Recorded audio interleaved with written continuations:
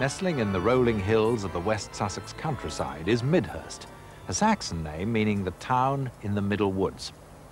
Disraeli, when he came here, said, "I entered upon a region of picturesque and sylvan beauty I've never seen paralleled." Midhurst is surrounded by a group of tiny villages, and one of them, Easebourne, is the one from which it grew. And it's here tonight in St. Mary's Church that people have come together to sing their songs of praise. Their first hymn, "My God, how wonderful thou art, thy majesty, how bright." Midhurst grew amid its cluster of tiny villages, principally to provide a market for their produce. Names like Duck Lane, Sheep Lane, Wool Lane remain to remind us of those days. Polo at Cowdray Park, in the shadow of the picturesque ruins of Cowdray Castle, attracts large crowds every year. People who come to watch not only the game, but some rather well-known players. The continuing thread which runs throughout the history of this area is the influence of the Cowdray estate. Generations of local families have lived and worked there, and many members of those families and of the Cowdray family have worshipped in St. Mary's. Our next hymn remembers them, "In Our Day of Thanksgiving." For many years, Ann Jarvis was in acute pain from the effects of polio. Well, it was so severe that it used to make me sick, and I often used to have to go and lay down, and even laying down in bed, I couldn't get rid of the pain that was in my head and down my neck and down my arms, and I even had difficulty in walking. And then everything changed. How did that come about? Well, just by mere chance, I was told by a neighbour of a faith healer. And I must confess, when I was given this name, I was very sceptical about this. But anyway, in the end, I went to see him. And I had his hands laid on me. And it was a most fantastic and unique experience. And how did you feel then? Just this wonderful peace came in, this wonderful joy.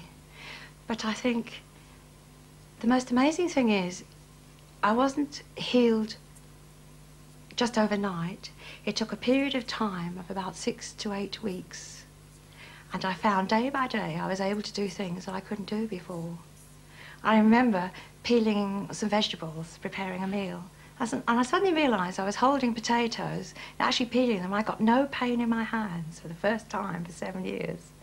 And then about a couple of weeks later, I went upstairs and I found I'd actually run upstairs.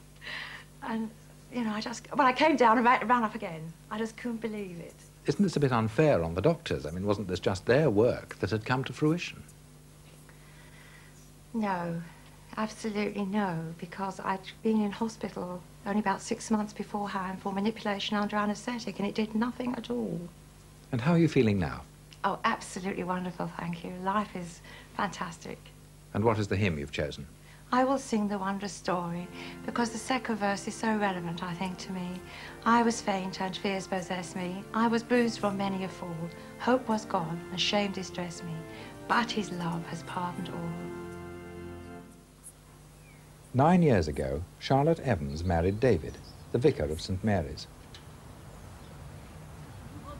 We work very much as a team. Although he wears the cassock, I feel that the spiritual life of the parish depends on us both.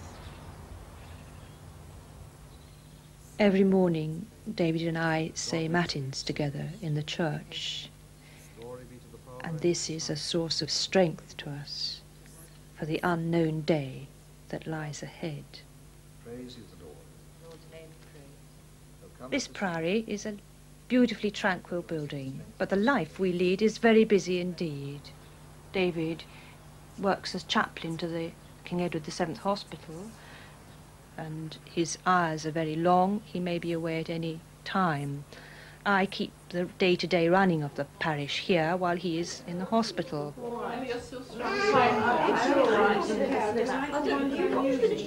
most rewarding aspect of the job is to be part of people's lives. There's always something going on. There are always the babies being born, there's christenings, you see the children brought to confirmation. Somebody's going to marry somebody and you're in on it. You can watch it. Or you're helping somebody who is bereaved. But you're there, and you've got a hold on reality, and you're interpreting the Christian message in that reality. I love it. Can you do wiggling toes or not? Yes.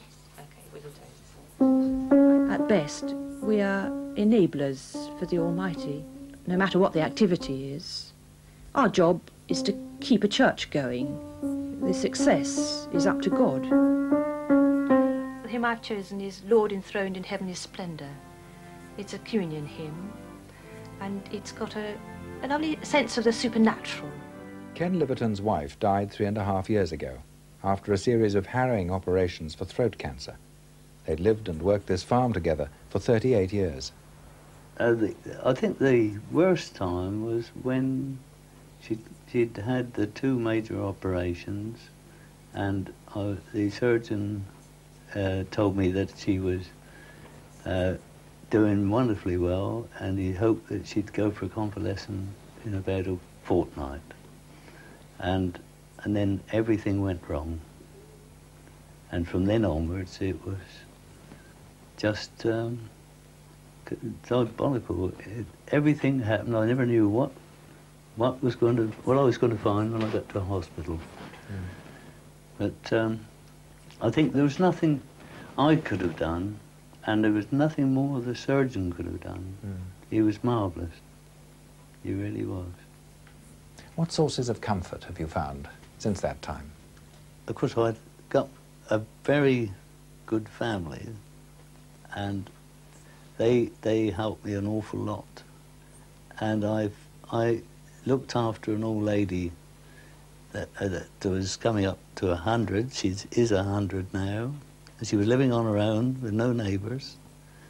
And I went up twice a day and done her Rayburn and saw that she was all right.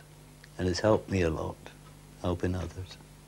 Your wife used to do all sorts of work around the parish, didn't she? Yes, I still carry on taking around the magazines and helping with the church. She was a great church worker, and I've carried on, and it gives me a lot of comfort.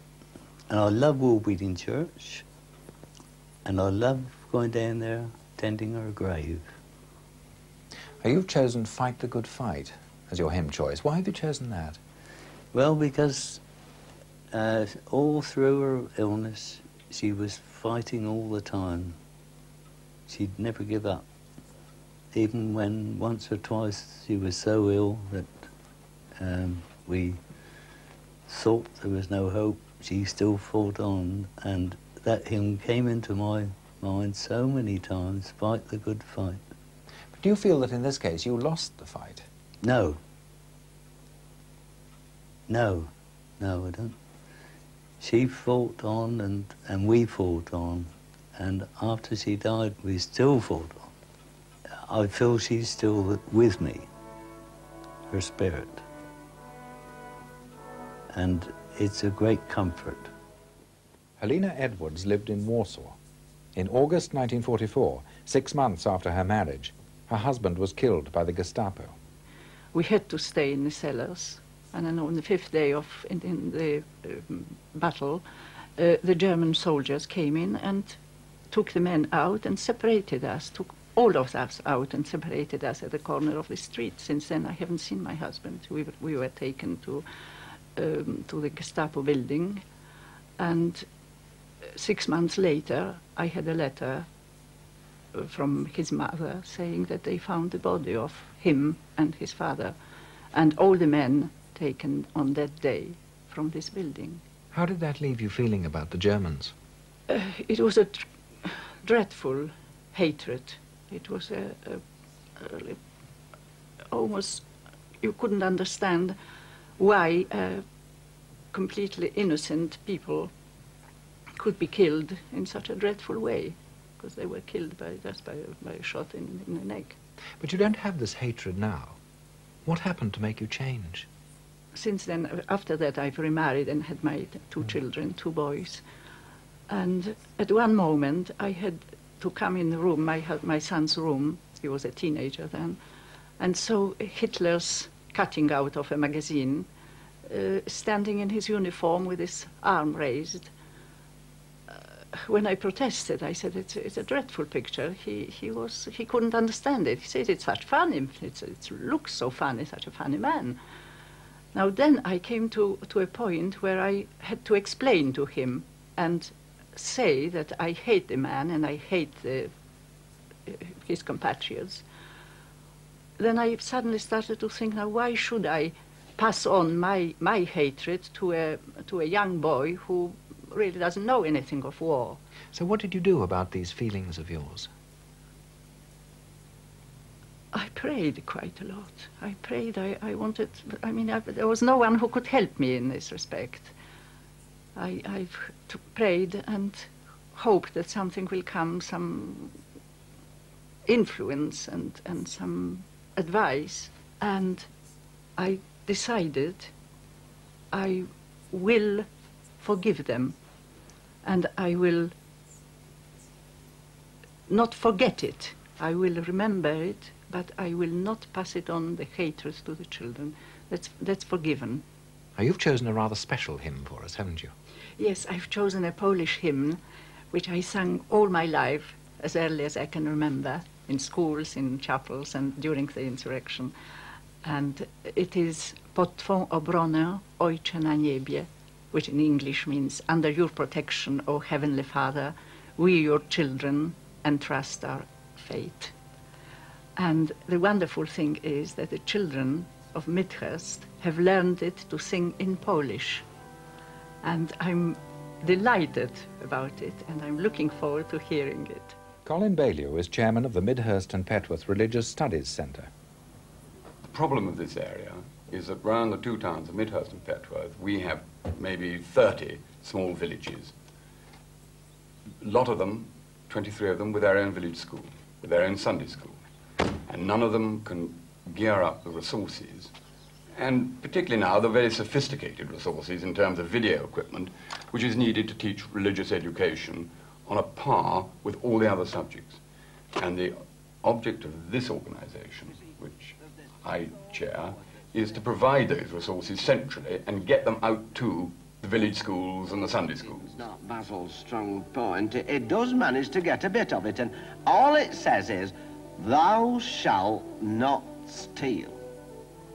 I think that the children see it that now as a more exciting subject, not something which is just between the covers of an old book which they maybe can't understand and nobody can explain to them. We're not going to suddenly convert people. That certainly is not our job. Our job is to open their eyes and minds to the possibilities.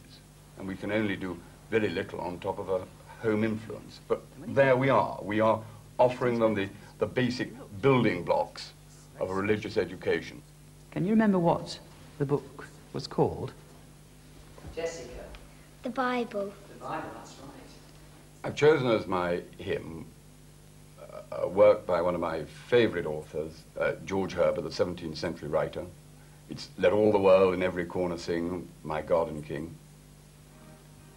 The fascinating thing about all his work is the technical and literary sophistication on the one hand, and the simplicity of his faith and love on the other.